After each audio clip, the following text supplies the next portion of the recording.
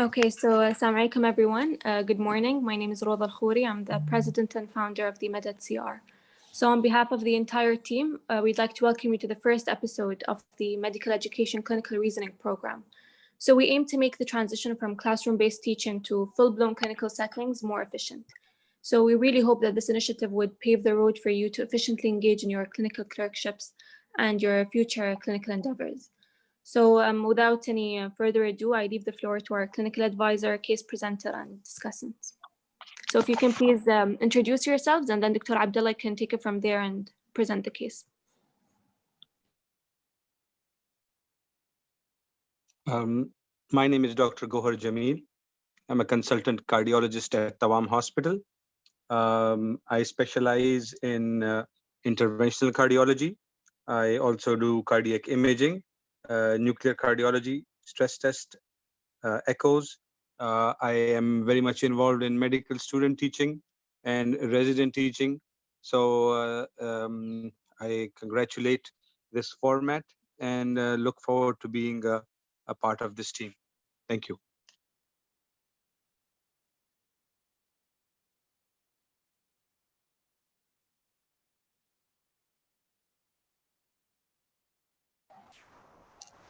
Good morning, everyone. My name is Maitha Alnuaimi. I am a final year medical student. I am interested in intervention radiology as well as internal medicine.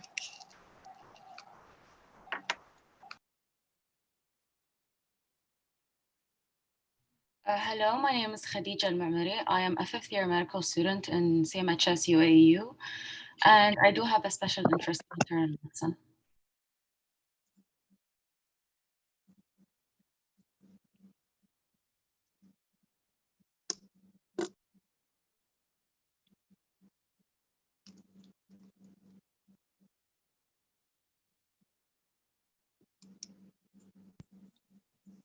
Okay, so it's the first episode, so we're bound to face technical issues. So Dr. Abdullah has a bit of technical issues, so let's just wait for him.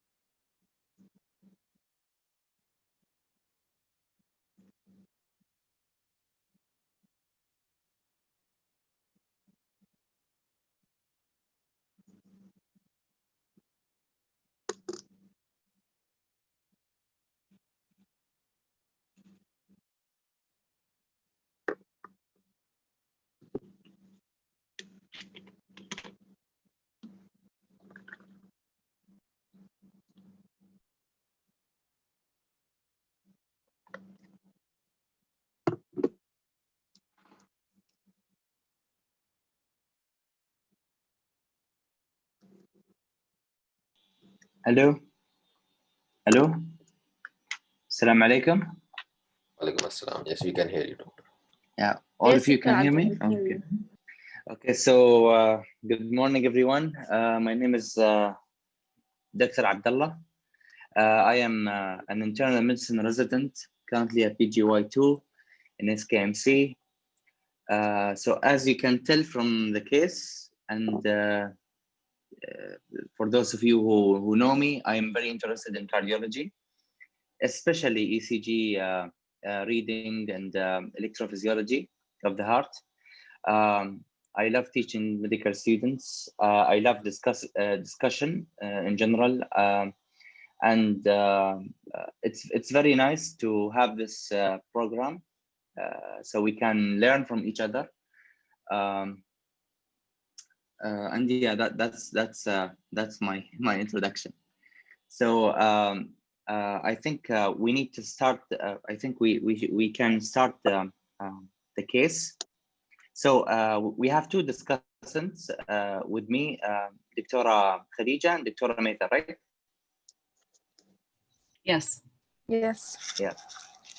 Okay. So my style of discussion is to read like get over the case very slowly and discuss the findings as we proceed. So please, if you felt there's anything not very clear, or if you have any question, please let me know. Okay. So let's start with the case. So this is the patient name is. I mean, you can call him whatever you want. The patient name is Abdulla. So this patient is a 56 years old male. He presented to the emergency department with the history of three hours of chest pain.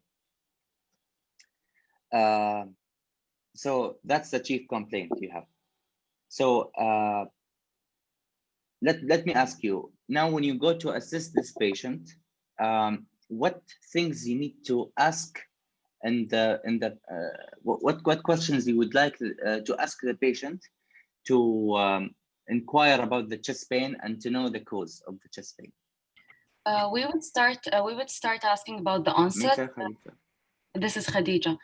We will start. So you're Maitha. Okay, Khadeija. Okay. Khadeija. Okay, so we'll ask about the onset. When did it start? Was there something that triggered it? So like triggering factors, exactly where it is. Mm-hmm. Does it radiate to somewhere? Is there any other associated symptoms with it, like shortness of breath, like swelling of extremities? We'll ask if there were, this is the first episode, or there was another episode before. Timing, like does it happen in certain timings or not? What's the character of the pain? Is it sharp pain? Is it dull pain? And yeah, that's mostly it, I think. Yeah. As we covered all questions. Okay. So you're right, Khadeija. So for me, I really like to ask whether the pain is sudden or the pain is gradual at onset, because this really tells you a lot. Usually, in 99% of the cases, a sudden chest pain is something serious. Okay, most serious diseases that can present with chest pain, they have a sudden onset.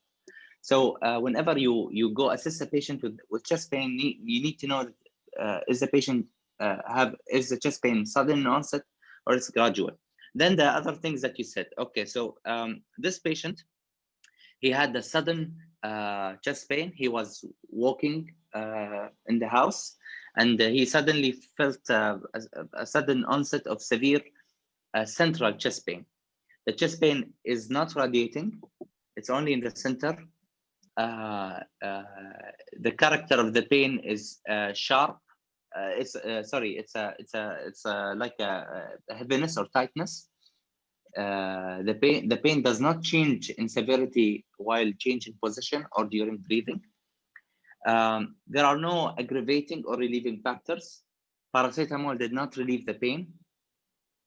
So associated symptoms, there is shortness of breath, sweating, and nausea with the pain. The patient denies any focal neurological deficit, denies any lightheadedness or presyncope. This is the first time the patient had such pain in his life. There is no history of leg swelling. There is no history of travel, and there is no history of anginal pain. Basically, the patient does not have any chest pain while walking before this episode. So what further questions would you like to ask, Maitha? If you have any further questions you would like to know. Is it this the first time he has this pain? About his chronic medical illness? Is he taking any medication? Yeah. Okay. So this patient, so this is the first time he has this pain. Past medical history. The patient is diabetic, hypertensive, and dyslipidemic. So diabetes, he's on metformin, he's on amlodipine, and on atorvastatin. He doesn't have any previous cardiac history. He doesn't have any MIs previously, or he never underwent any cardiac procedure. Family history, his mother died from brain cancer, father died from heart attack. Social history, he does not smoke. He's an occasional drinker, only drinks socially, and he works as a bank accountant, a sedentary job basically. He doesn't have any allergies, and he's fully dependent in his daily activities. So he can walk, he can do everything. So that's the history. Now, when you go and assess the patient physically, when you do the physical examination, you start with the vitals. So the heart rate is 110. Okay, he's a bit tachycardic. Blood pressure is 160 over 95. Respiratory rate is 23, and temperature is 37.7, a low-grade fever. So these are the vitals. So in terms of blood pressure, whenever you assess patients with chest pain, what certain thing in blood pressure you need to pay a lot of attention to? Yani, what things in blood pressure measurements can really affect your decision or your diagnosis in patients with chest pain?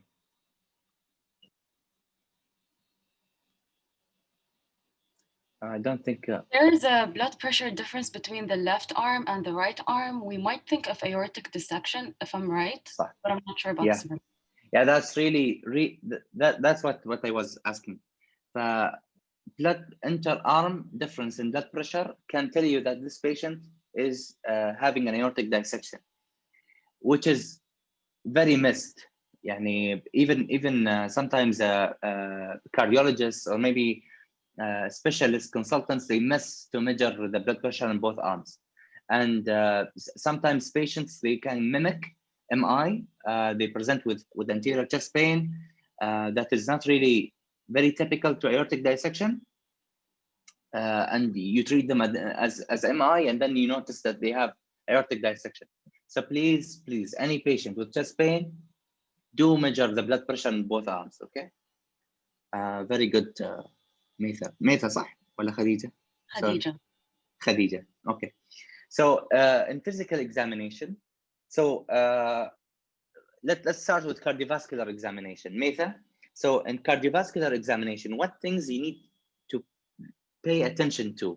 What things that will guide you in physical examination, guide you toward the diagnosis? So tell me, what findings are you looking for in physical examination, and what this finding will tell you whether to rule in or to rule out any differential. There is like shortness of breath or sweating. The patient okay, we very have that. distressed. Yeah. Okay, so that's the general look of the patient, but it's not very specific. I'm talking about the cardiovascular examination. So when you started doing the cardiovascular examination, when you started to auscultate, when you started to inspect for cardiovascular signs. So what signs you look for exactly, and why do you look for them? So first you start with the hands, right? You check for radial delay. Okay, that will help you in which case in aortic dissection, because if you have radial delay, that will tell you that the patient has aortic dissection. Okay, then you go to the neck and to the face. What you look in the neck? Something very important. Yes, JVD. Standard okay. JVP. Yeah, so tell me, what does the standard JVP tell you? Well, what does it indicate? Suspected PE, pulmonary embolism.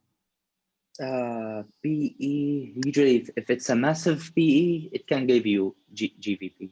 What else? Think of killers that can give you JVP. PE, okay, you mentioned.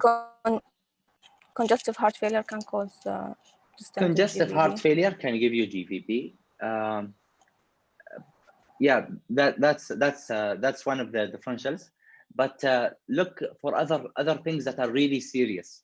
So if a patient had a GVD and you auscultated the heart sounds and you notice that the heart sounds are not there, they're not very clear, they're distant. So that would tells you that this patient might have a tympana. Or a patient, for example, with JVD, with typical chest pain, like this patient, that would indicate maybe the patient might have a right ventricular infarction. Those patients present usually with JVD. Okay, what else? When you start auscultating the heart, what usually the heart in most cases the heart will be normal, like there are no any murmurs or added sounds. But what would you look? Which murmurs would you look for? Hello.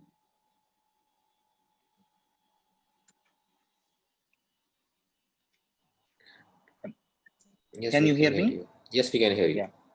Okay. So Khadeija, would you like to answer that? What murmurs specifically you would like to look for in physical examination? I'm not sure about murmurs, but if we're talking about the heart, then I would check for the PMI to exclude dilated cardiomyopathy. Okay, but dilated cardiomyopathy is not very serious. I mean, it is serious, but I mean, you don't have to rule it out in this moment. Okay, and you cannot really rule it in or out because of the PMI, or according to the PMI.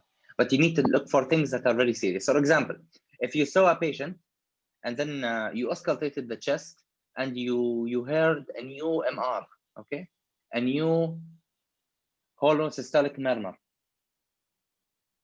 So that would tell you in a setting of acute chest pain, that would tell you that the patient might have a ruptured papillary muscle. So maybe this patient has a really massive MI, okay? Or for example, if you heard an aortic regurg murmur, a diastolic murmur, that in setting of acute chest pain, a new diastolic, a new aortic regurg murmur can tell you that this patient might have an aortic dissection, because patients with aortic dissection, they can get really, they can sometimes get aortic regurg murmur. Okay, so those things you would really focus on. So basically, always in any medical condition, when you assess for a chief complaint, you need to rule out things that kills. Okay, you need to rule out killers. If you ruled out things that are serious, then you can sit and try to figure out the diagnosis. So I don't really care if this patient, you diagnose this patient with myocarditis, or if you rule the pericarditis, or you rule the costochondritis. Those are not very serious. I'm really worried about MIs, aortic dissection, PEs, those things that kill the patient if you miss them. Things that you need to look for as well, if you hear a pericardial rub, that can tell you that, for example, this patient might have a pericarditis.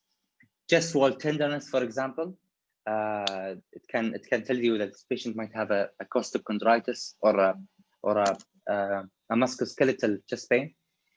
One thing that really can affect your management, and cardiologists usually ask about it when you consult them, lung. Is the patient congested or not? Okay, so you need to really to hear the lung. Do you hear any crackles or no? So in exams, they ask you about a triad. So a patient present with a chest pain. In physical examination, you notice that the patient have a GVD, jugular venous distension, and the lungs are clear. Okay, so that triad of chest pain, GVD, and clear lungs, usually in exams, a right ventricular MI. Okay, so So that's that's about the lung congestion. One more thing, the lung congestion also will affect your management. Okay, so lung congestion, if the patient has an MI and the lung is really congested, that we can tell that this MI is heading toward a cardiogenic shock. The patient is in pulmonary edema. That can affect the management. So let's go back to the case. So basically, this patient had a normal cardiovascular exam. He doesn't have any lower leg edema. He doesn't have a GVP. He doesn't have any genuine lesions, osal nodes, chest wall tenderness.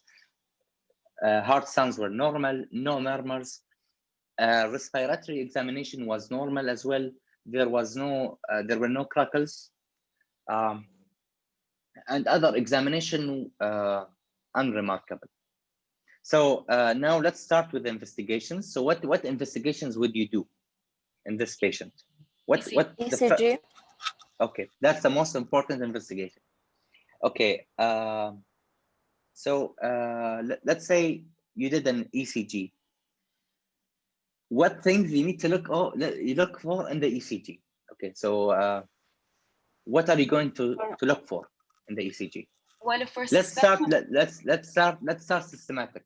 So first of all, when you see an ECG, okay, what you start by seeing what? Awal shay. Rate, rhythm. Okay, so the rate, you need to see the rate. Is it a tachycardia or bradycardia? Okay, so we know this patient is tachycardic, okay? Then we go to the rhythm. What things you need to look for in the rhythm? يعني شو الأشياء اللي you need to make sure that the patient does or does not have in the rhythm? That it's regular or irregular. Okay. What type of rhythm does he have? Is it a sinus rhythm? Is it a VTAC? يعني a patient with cardiogenic shock presenting with VTAC or VFib. This patient, you need to shock. You need to do other measures. Is it a sinus rhythm? So this thing is it an irregular rhythm, for example? But usually you look for is it sinus or is it ventricular tachycardia, ventricular fibrillation? Those things that kills. Okay, look for killers. After you look at the rhythm, you look at the waves. So what things you would see in a patient, or you would see in a patient with chest pain, or you look for in patients with chest pain? Which segment or which waves abnormality? Well, if I'm suspecting MI, then I look for the T waves, and the ST, like I'll see if there is an ST depression or elevation to differentiate if it's an STMI or an STMI. Yes. So it's not the T waves, it's the ST segment. Yes. T waves usually chronic. Okay. So if a patient has a T wave inversion, that tells you that the patient might had an ischemic episode in the past, but it doesn't tell you that this ischemic episode is acute. What really defines acute ischemia is ST segment deviations, whether it's elevation or depression. Okay, so you look for ST depression, ST elevation. When do you consider an ST elevation significant? Leads, I think. It's what? 1 millimeter, more than in 2 leads and 1 millimeter, if I'm not wrong. Yeah. Okay. I think 2 millimeters. Dr. Gohar can.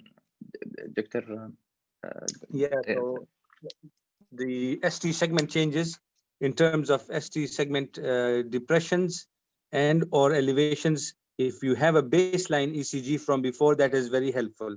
If you don't, then if you have 2 millimeters ST segment elevation, that is in 2 consequent leads, that will be very helpful in making the diagnosis of a ST segment elevation MI.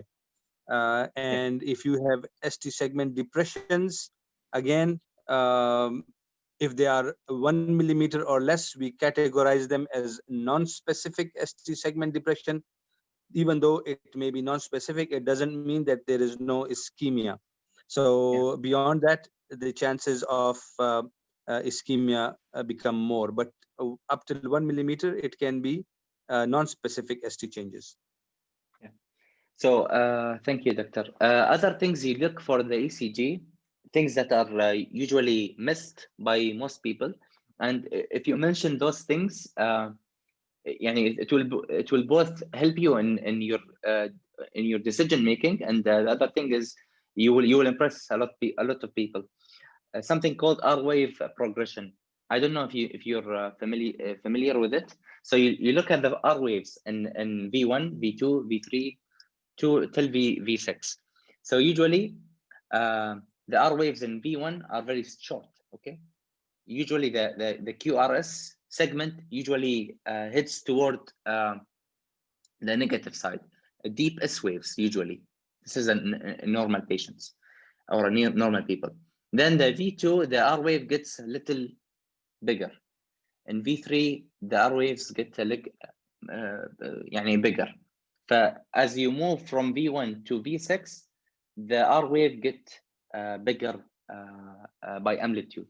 So in patients with acute ischemia or patients with ischemia, they can have problems with that progression. Okay, it's really non-specific, but it can help you. It can direct you.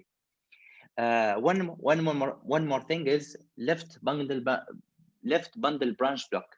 Okay, new left bundle branch block with chest pain qualifies as an STEMI. Okay, ST elevation in mind. So you need to call the cardiologist for it. Now, how do you know if this patient has a left bundle branch block or not? What would you see in the ECG of left bundle branch block?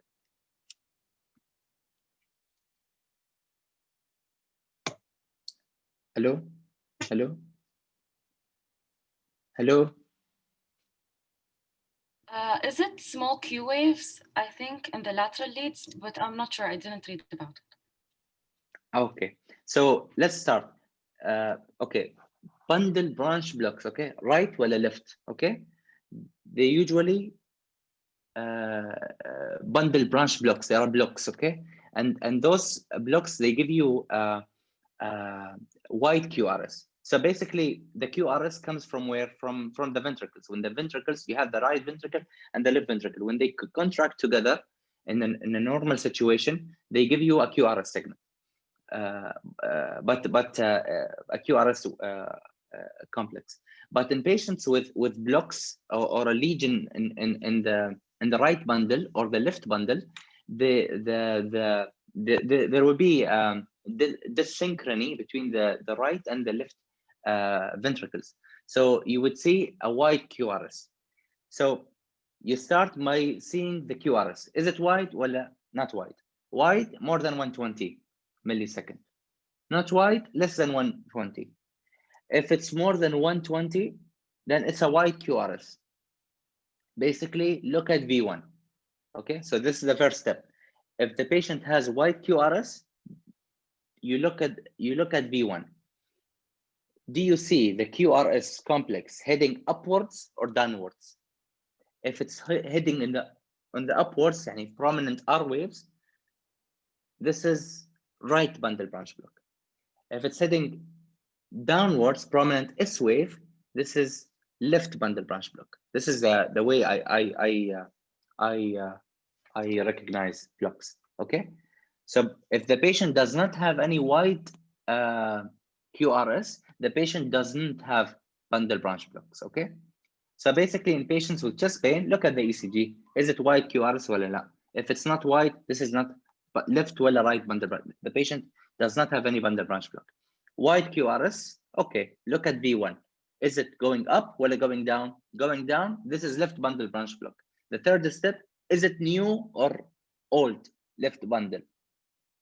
How do you know that? You go to previous ECGs, okay? If you don't have a previous ECG and you don't really have any abnormality other than the left bundle branch block, you can consult the cardiologist and discuss it with him, and you might consider it as an ST elevation. Okay. But that's the way you approach bundle branch flex in chest pain. Is it clear? Well, I'm going too fast. Well, No, it is clear. okay. One more thing you need to rule out, or you need to pay attention to in ECG is electrical alternance. Maybe the patient has a pericardial tamponade. Okay, so you need to look the QRS. Is it are they changing from wave to wave or not? The last thing, okay, you need to look in the ECG is PR segment. Okay, usually you look in the ST segment to see if the patient has an MI or not, ST elevation, ST depression. But the PR segment can help you in defining if the ST segment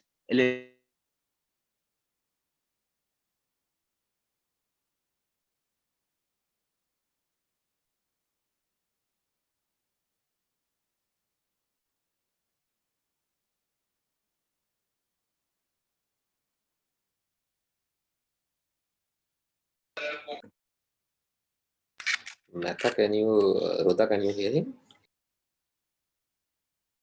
No, Dr. Abdullah, I think we lost you. Can you hear me? Yeah, we can hear you, Dr. Gohar. Okay, so let me while he's there might be some technical issues. Maybe I can add something here.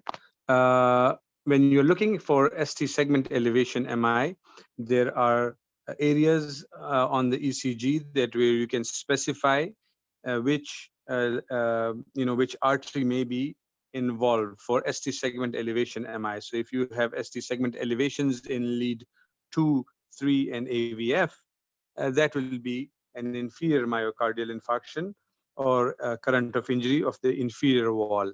If you have ST segment elevations in the lateral leads, 1 AVL and maybe let's say V5, V6, that is more so in the lateral wall. And in that cases, most of the time, it is the left circumflex artery that is occluded. While if you have ST segment elevations in the anterior leads from V1 to V4 and even laterally, that signifies an anterior lateral infarction and would mean that there is occlusion of the left anterior descending artery. Can you all hear me? Yes. Okay. So saying that if this patient's ECG is normal and the patient's chest pain is concerning enough, one should repeat the ECGs because the ECG may show dynamic changes in the subsequent ECGs as opposed to the first one that you just did. And this is not uncommon. Just 2 days ago, we saw a patient who had a normal ECG on arrival, and the pain was concerning to us. We repeated it, and lo and behold, it showed significant ST segment changes that we had to take the patient to the cardiac catheterization lab. So it is important to look at that. Hello? Right. I'm Yeah, sorry, the connection. I don't know what happened to the connection. Okay, no, we were waiting for you. So in the meantime, I just discussed with them about the location of ST segment elevations and movement. Go ahead, please. Okay, so let's discuss the ECG of this patient. The patient had a sinus tachycardia with ST depression in V1, V2, V3. Okay, there were no ST elevations to this in the ECG of that patient. Okay, the other labs the other labs were all fine. Creatinine was normal, sodium was normal, potassium was slightly low, 3.3. Dr. Abdulla, can I come back to the ECG, please? Yeah, you can. If you look at the ECG and if you pay a little attention to lead AVF and lead 2 and even V6, they are concerning that there might, at this point, I agree with you that there is no ST segment elevation, but subsequent ECGs may show that they, that may show some elevation in these leads. So I think it should be concerning. Number two, if you look at, like you mentioned, V1, V2, V3, and V4 has ST segment depression. This could also signify that. Don't tell the diagnosis. Okay, I will wait. I'll let you continue. Okay. Okay. So, okay.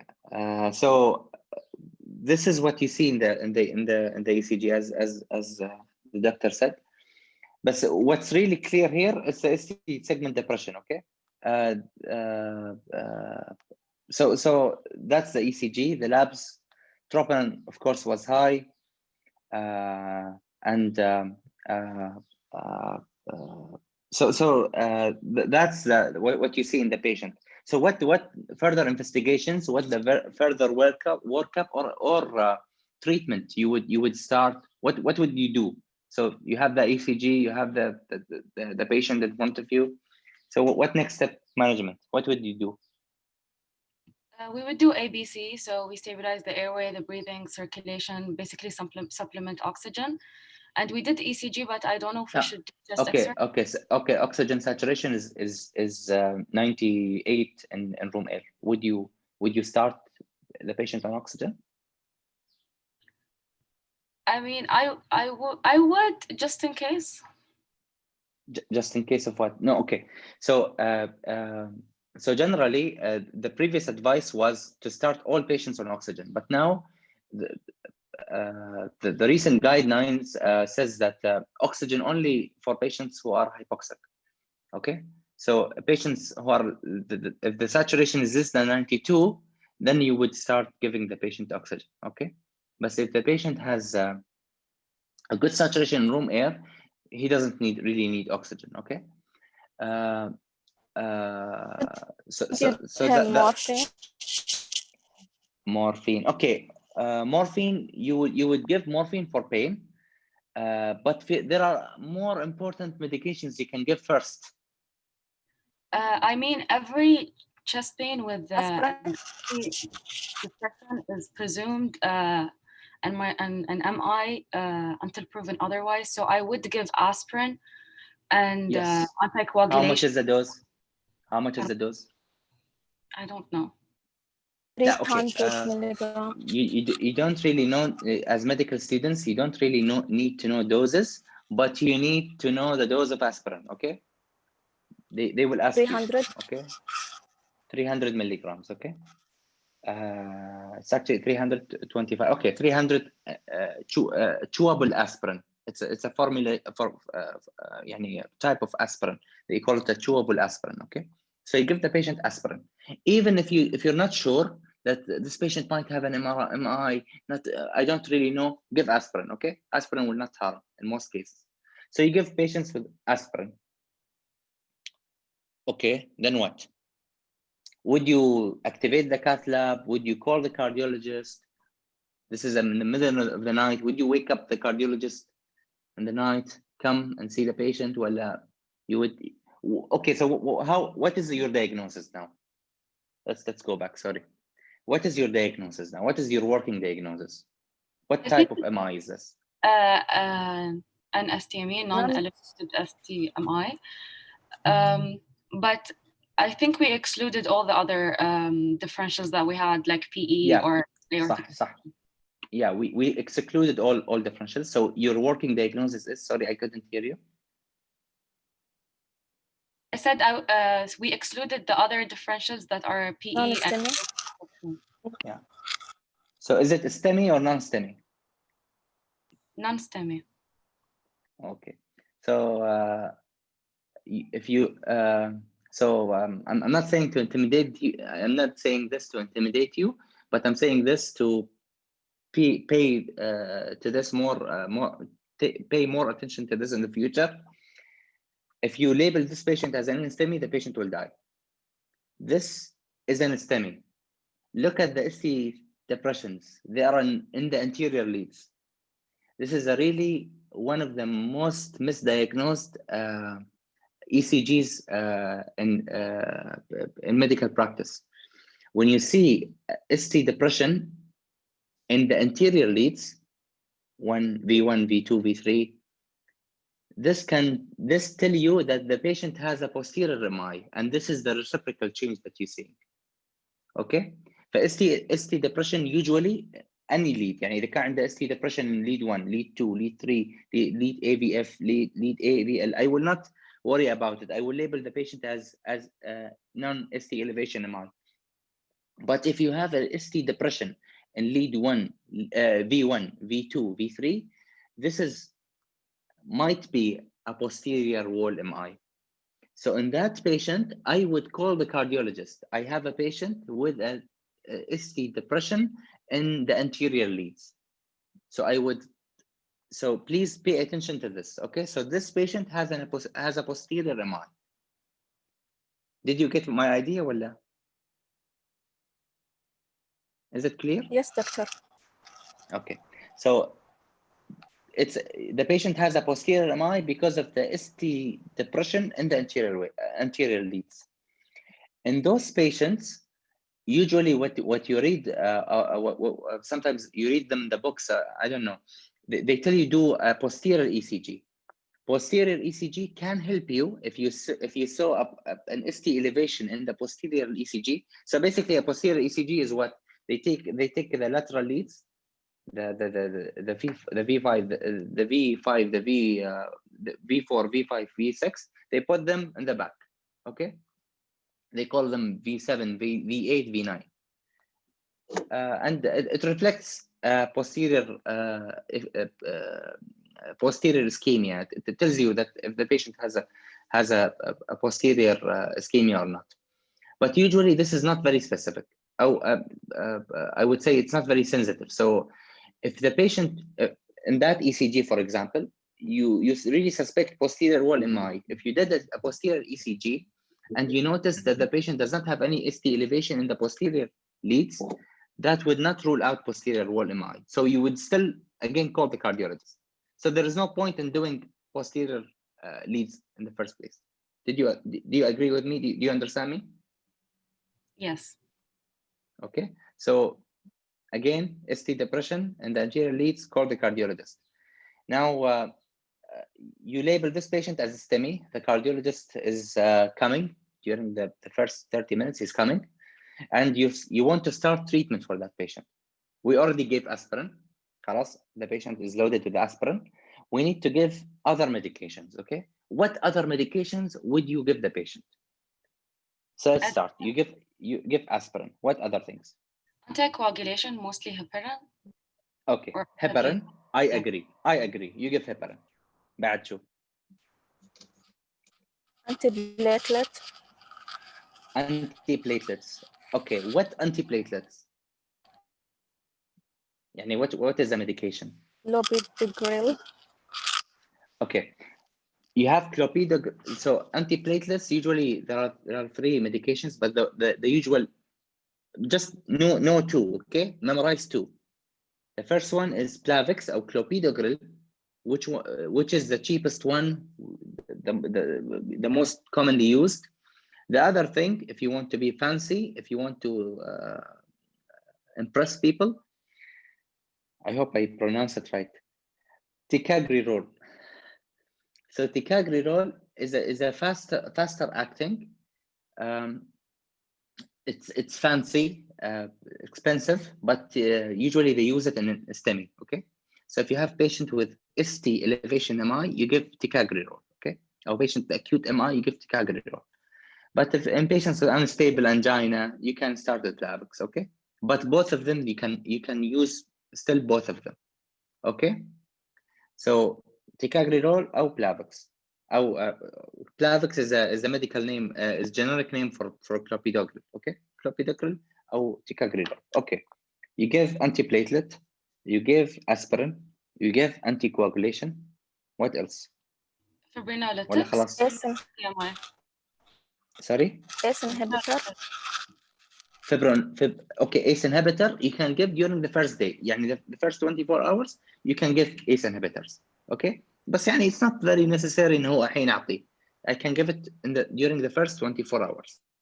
Okay, according to the blood pressure. يعني it's not very important to start it right away. There are things that you need to give. Okay, so pain. What would you give the patient for pain? Morphine. Okay, بس في شيء قبله nitroglycerin.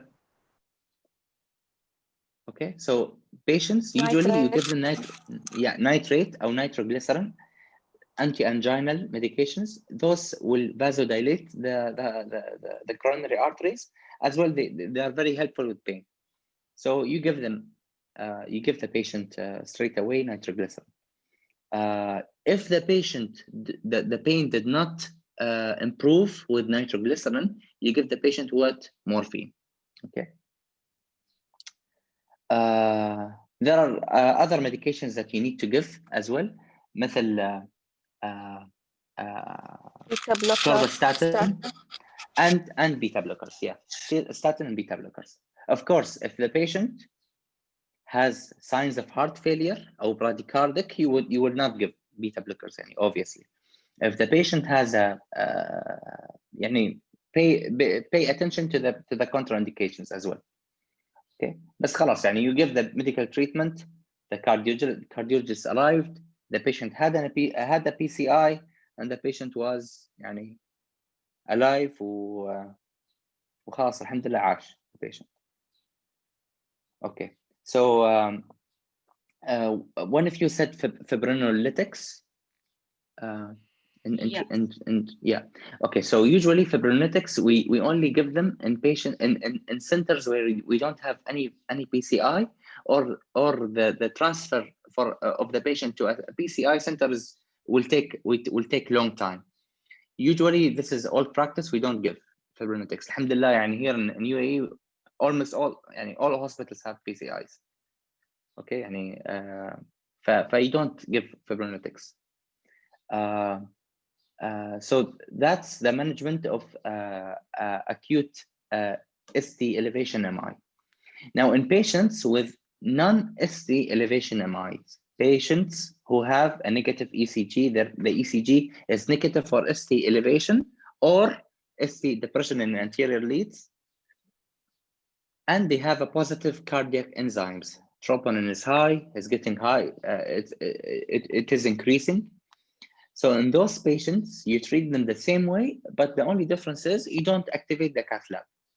You don't call the cardiologist. You don't wake the cardiologist in the night, okay? Because it's not an ST elevation. Have respect for ST elevation. ST elevation, you will wake the cardiologist in the night.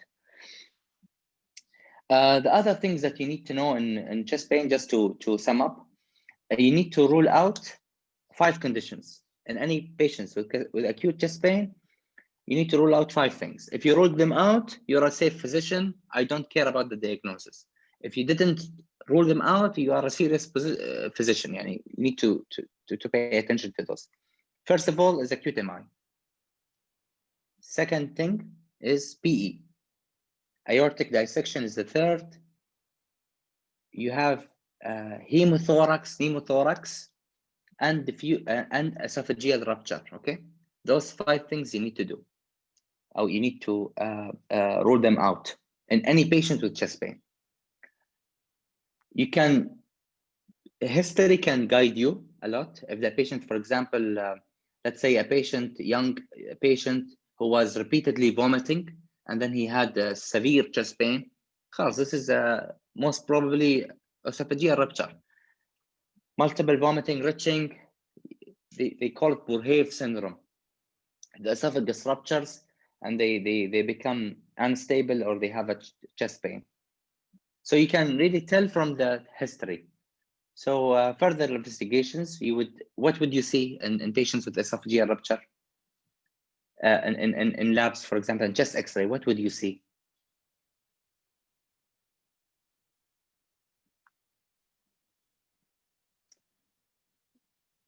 Khadeija, Maitha?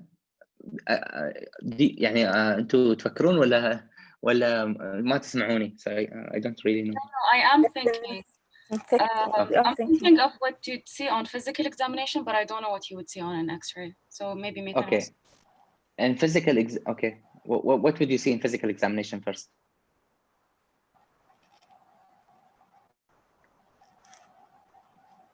Okay, so in physical examination, I don't know the signs, but you hear there is a specific sound you hear in the chest, crunching sound. I think I can't really remember. The second thing you would see in the X-ray, pneumomediastinum. Okay, USMLEs, they love this. Pneumomediastinum, air in the mediastinum. So that is esophageal rupture. You call the surgeon and خلاص. You don't do anything. You try to stabilize the patient. The second thing is MI, we discussed. Third thing is aortic dissection. So let's talk about aortic dissection briefly. Patients with aortic dissection, they present with back pain, which is tearing pain. And usually they are hypertensive, okay? So look in the past medical history of hypertension. One more thing, an aortic dissection, which is really very common in exams, okay? Very common in exams, rare in practice. Focal neurological deficit in patients with chest pain. Patient presented with acute chest pain and weakness. This is an aortic dissection until proven otherwise. What would you see in physical examination? Usually, interarm difference of blood pressure. You would see you would listen to a new aortic regurgitation murmur, and in X-ray you would see a wide mediastinum. How do we define wide mediastinum in X-ray? Wide mediastinum is more than 8 centimeters. You can measure it in the X-ray. But pay attention to this. If the patient had a portable X-ray, they brought the X-ray machine and they did a portable chest X-ray, you cannot really judge on the mediastinum. So patients usually in chest pain, they are in critical areas. So usually they have a portable chest X-ray. So X-ray will not help you, but classically, a wide mediastinum is one of the differentials of wide mediastinum is aortic dissection. How would you really confirm the diagnosis? You confirm the diagnosis with what? With CT angio. So if you think of aortic dissection, you do CT angio, and then you call the surgeons and you treat the patient, okay? So basically, if you, always in medicine, if you know the diagnosis, treatment becomes easy. Even if you don't know the treatment, you can always look it up. But you need to have the suspicion for the diagnosis. The PE, for example, patients with a long history of hypercoagulable state, cancer patients, patients with long flights, oral contraceptive patients. Think of PE in those patients. Usually they are young. Usually the typical question in exam, young female, long flight, or taking oral contraceptive pills, presented with chest pain and shortness of breath. The vitals, the patient is tachycardic, tachypneic. This is always sensitive to PE. Always 100% of the cases, patients are tachycardic and tachypneic. What you see in usually ECGs and chest X-ray. Chest X-ray usually normal, and ECG usually sinus tachycardia. But you can see something in the ECG that examiners love. What would you see in the ECG in patient with pulmonary embolism?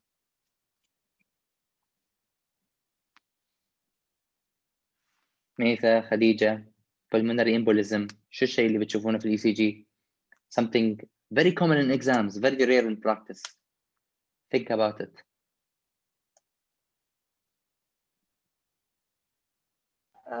اللي هي S1 Q3 T3. So yeah, S1 صح. Q3 يعني Q wave in lead 3 and T inversion in lead 3. This is called to impress people and to be really good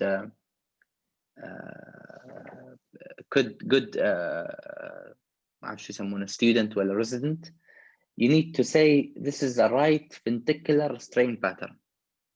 you can't really diagnose a PE based on those findings. Say this is a right ventricular strain pattern. There is a strain on the right ventricle. Is it PE? Is it due to anything other causes that you need to investigate? Chest X-ray, usually in patients with PE, the chest X-ray is normal, but sometimes, again, examiners love to see something called oligemia. So it's like a patch of really black area in the X-ray. We call it as well Wester mark sign. So you can see X-rays. I never saw it. You can see X-rays of that sign. And I think pneumothorax, hemothorax, you diagnose them clinically. If you cannot really hear the chest sounds, then you think of pneumothorax. And that's really, I think, chest pain in general. There are other causes of chest pain: pericarditis, myocarditis, panic attacks, for example, gastroesophageal reflux disease, which is the most common cause of chest pain. Those cases, if you ruled them, if you didn't diagnose those patients, it's okay, because if you ruled out the killers, you are a safe doctor. Okay, so diagnosis can come later. But since we have time, we can discuss little about pericarditis. So pericarditis patients present usually with positional chest pain, and what you see in ECG is diffuse ST elevation. But the most important thing in those ECGs are not the ST elevations. It's a PR segment, which is important. So you see in pericarditis, memorize this, and you would diagnose every pericarditis ECG. Pericarditis, you see ST segment elevation, diffuse, and you see PR depression and diffuse PR depression, PR segment depression. In the lead AVR, you see PR elevation. Okay, so PR elevation in the AVR, diffuse PR depression, and diffuse T segment ST elevation in patients with positional chest pain. Okay, our atypical chest pain, pleuritic, positional, tender chest pain, those patients. Okay. Dr. Abdullah, hello, can you hear me? So maybe yes. we can ask the attendees if they have any questions in regards to chest pain. And maybe Dr. Gohar, if you have anything to add to what Dr. Abdullah has said. Yeah, I think it was very well-rounded, but let's hear the questions. There are some things we can comment on, but I think first let's give choice to our present students. Okay, so if anyone from the attendees has any questions in regard to chest pain or anything that Dr. Abdullah and Dr. Gohar have discussed. So we have a question here. So how long do we keep the patient before we can discharge? In patients with MI, you mean? Yeah, for example, in this patient, yes. Yeah, and those patients, usually, you do the PCI, you admit the patient, you keep them for 2 to 3 days, and then you can discharge them. Okay, you monitor them hemodynamically because they have risk of complications and other things, and then you can discharge them on the medications, the regimen, beta blockers, ACE inhibitors, according to the echo, according to the. It's really individualized. As all patients should be discharged on aspirin. All patients should be discharged on second antiplatelet and beta blocker and statins. Okay, but other things you can individualize according to the case. So it's the same question, but she's asking, so do we have to wait for the labs to return to normal, or it's not necessary? What labs? Which labs exactly? Troponin. No, if you did a PCI, you expect the troponin to be high, but usually we repeat it. If you see it decreasing or trending down, then that's it. That's okay. Because you know that the cause of the high troponin, you already treated the cause, you would expect that troponin is trending down. So if you saw the patient is the troponin is trending down, but it's not quite normal, you can discharge the patient safely, okay? Because you know the cause, yani, it's trending down. You treated the patient, خلاص عادي. We treat patients, we don't treat troponin, okay?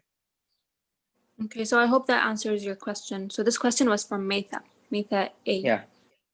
Okay. So any other questions?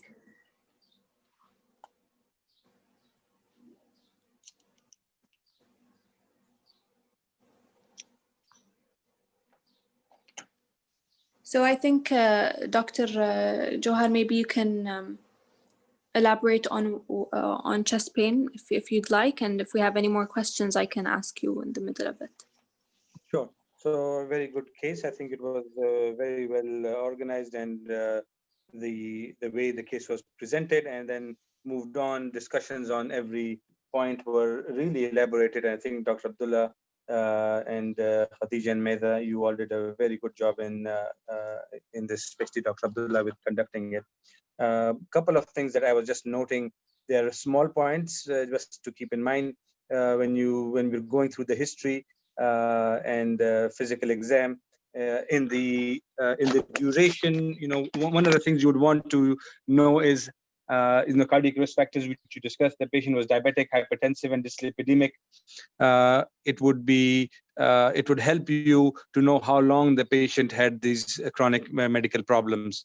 The longer the duration, insulin dependent, you would, the chances of an ischemic coronary event become more.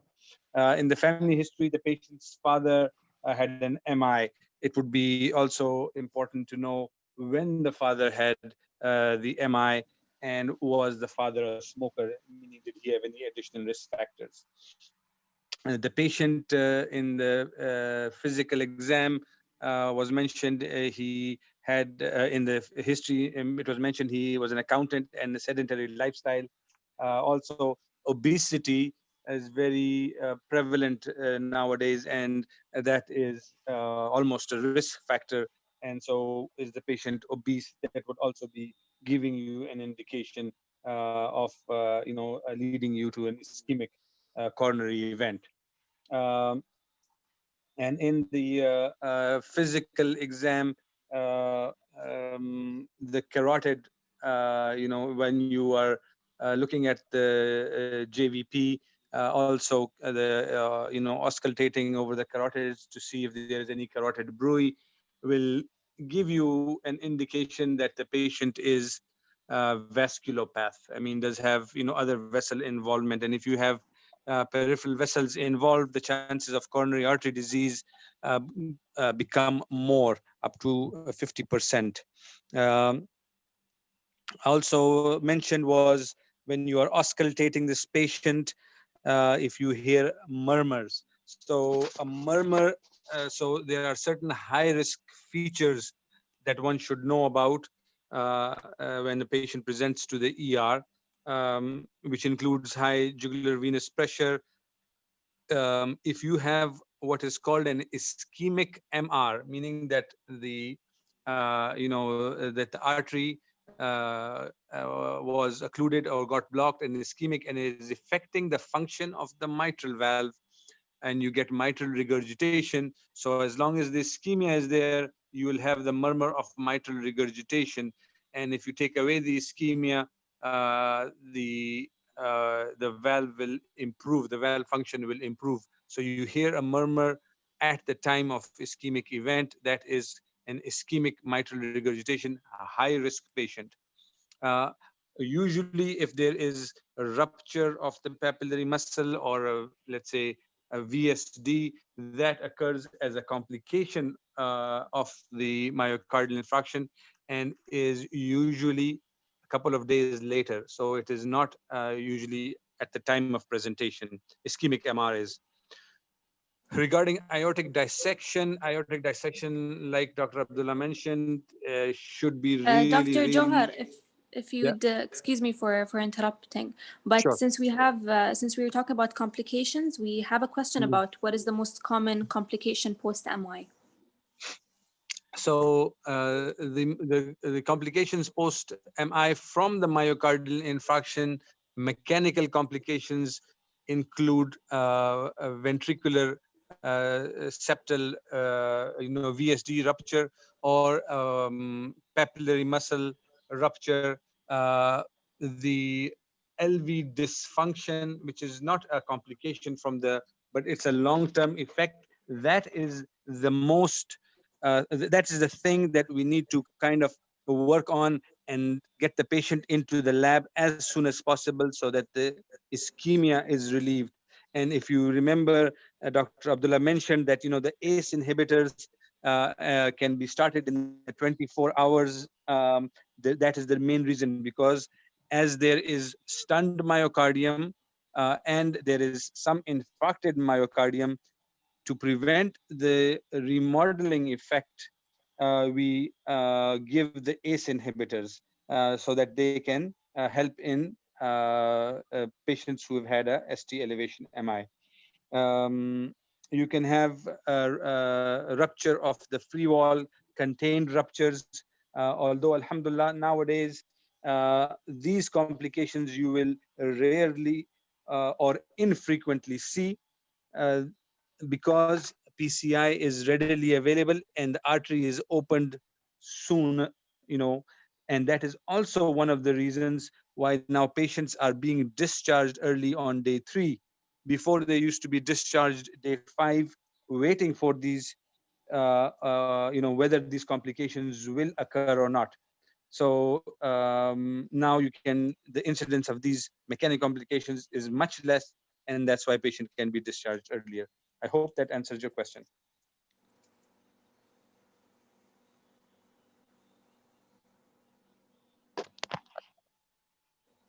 Yes, it does. Thank you, doctor.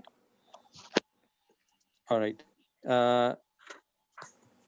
So should I continue, or are there more questions? Yeah, we have this question from Sarah. So what is the utility of CKMB in comparison to troponin for detection of early MI?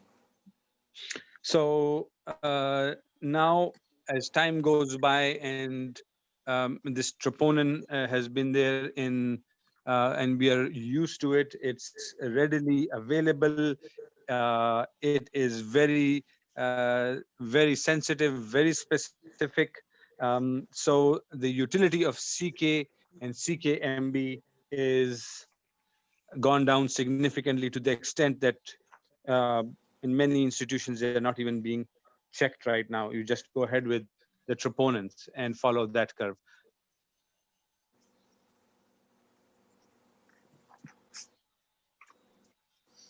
Okay.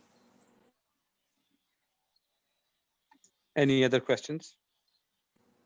So that's what we have from the floor so far. Okay. If you would like, I can continue on this case, just a couple of discussion points. Yes, of course. So that was about the rupture and the VSD while we were discussing there. Then aortic dissection was a very important thing.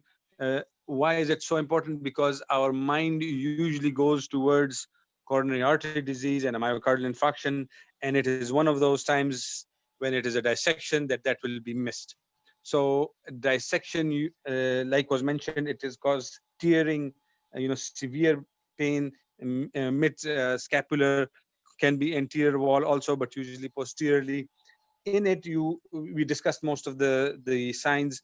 Also, please do remember that when the dissection, it's on the dissection usually is on the outer wall of the aorta. If you consider the aorta coming out of the heart, it's a C-shaped in as it becomes the arch of the aorta, from the ascending to the arch. So it's on the outer wall. So the dissection plane is on the outer wall, and that's why it's or the right side, and that's why it will affect the right coronary artery.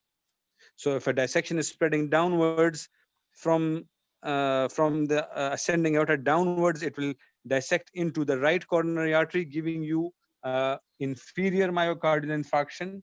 And if it comes further down, it will affect the aortic valve. And that's why Dr. Abdullah had mentioned that you may have acute aortic regurgitation. So aortic dissection, keep that in mind. Not only the neurological, which is the which will you might get in an exam. If there is an inferior MI, ST elevation MI, and aortic regurgitation at the same time with the patient who has tearing chest pain or tearing intrascapular pain, that's the aortic dissection.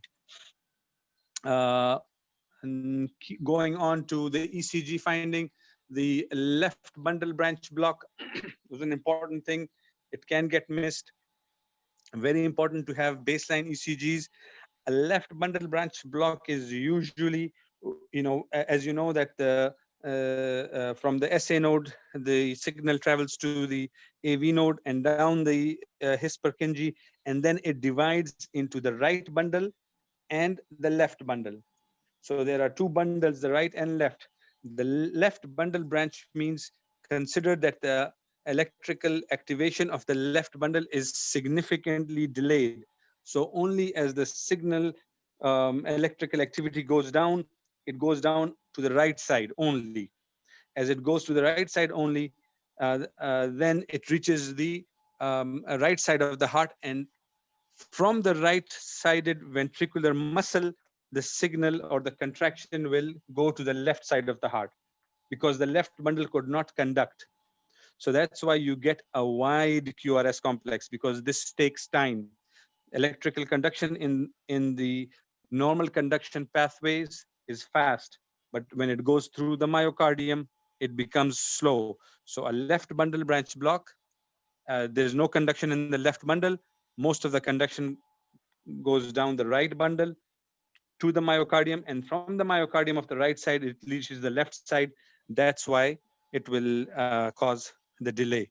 And in the left bundle branch block, it becomes uninterpretable in terms of the ST changes. And so you don't know whether there is an MI hidden inside that wide QRS complex. So that's why it's important. Although there are some criteria, but maybe those are, that's for another day and time. Moving on to the management of this patient. Yeah, I think this patient was managed well. It was early realized from the ECG. If subsequent ECGs were done on this patient, you might see inferior wall ST segment elevation, and that would give you a very clear indication of an inferior posterior myocardial infarction. Usually the posterior myocardial infarction is in collaboration with the inferior wall. So it's an inferior posterior. For a true posterior myocardial infarction, you will have you will also start developing an early R wave in V1, V2. So there's a tall R wave, V1, V2 with ST segment depression. So I think this was a very good case that was presented. This patient, rapid PCI, opened the artery, and the medications were very well discussed: aspirin, ticagrelor. One other thing is should be kept in mind that patients with inferior or at times posterior MI can have heart blocks, which was mentioned. And so that should be kept in mind. Sometimes they are very sensitive to nitrates. If you give them nitroglycerins, they might drop their pressure. But if they are in pain, it's not a contraindication. It's something to be very alert about. So it can be given, but just be careful because they might drop their pressure. Sometimes also patients are on phosphodiesterase inhibitors, Cialis, Viagra, and in these patients, nitrates should be avoided. It's a contraindication because once they become hypotensive, it's very difficult to take them out of it. Take them to the cath lab, get the artery opened. Hopefully there is no mechanical complication. Follow the patient on a telemetry monitor for 2 to 3 days, get them up and about, and like Dr. Abdullah mentioned, you just see a downward trend of the troponin. The patient feels well, everything is good, can be discharged, and follow up closely in the outpatient. Any questions on this aspect? So I don't think our attendees have any more questions. And Dr. Abdullah and Dr. Gohar, I think you covered everything we need in regards to chest pain. So is there anything anyone would like to add? So the session is supposed to run till 11:30, but I just put 11:30 just in case our attendees have any questions. So, but really it's just gonna run till 11. This is our time. Yeah. Can I add, can I share a quick story with the students and with the doctor as well? We had last year, we had a case that we had like a big issue on it. A patient presented with acute chest pain, okay? The resident and the specialist on call, they saw the patient and they diagnosed the patient as NSTEMI because the ECG was negative, there was no ST elevation, troponin was high. So the patient was unstable, like the blood pressure on the left arm was very low. So they called the cardiologist, the interventionist went, they started all full ACS protocol, aspirin, Plavix, enoxaparin, everything. The cardiologist came, he cast the patient. Then he noticed that the coronary arteries were normal. Then he stopped and he thought again about the case. And then we discovered that the patient had aortic dissection. That patient had everything contraindicated done to him, because we missed the inter-arm difference of blood pressure. So I don't know, the case affected me because I was involved in it, but please remember to rule out other things. And thank you. This is my first session, and I think, wallah, it's a very good program. I wish I was a student and we had that program done to us. Thank you for the organizers. Thank you for the clinical advisor. Thank you for the participants, and sorry if I was intimidating. I was asking a lot, just for us, for our learning, not just your learning. Okay, so thank you. Yes, and from my side, I second. Thank you very much, Dr. Abdullah. It was very nice. Thank you very much. Shukran. So thank you, everyone. Inshallah, we'll see you next Saturday in our next episode. Okay. Bye. Thank you very much. Yeah.